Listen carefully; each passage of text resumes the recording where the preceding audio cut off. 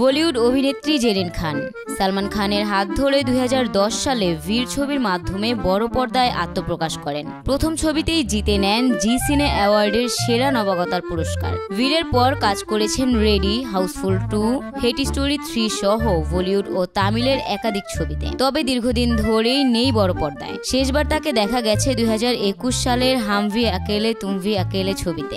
Music ভিডিওতেও ছিলেন সক্রিয়। সর্বশেষ 2022 সালে ঈদ হো জায়েগিতে নেচেছেন তিনি। এরপর অভিনয় থেকে দূরে সরে যান। সম্প্রতি নতুনভাবে আলোচনায়, তবে অভিনেত্রী নয়, উদ্যোক্তা হিসেবে চালু করেছেন নিজের ওয়েলনেস ব্র্যান্ড হ্যাপি হিপ্পি, যার লক্ষ্য আত্মযত্ন, ইতিবাচকতা এবং সচেতন জীবনযাপনকে উৎসাহিত করা।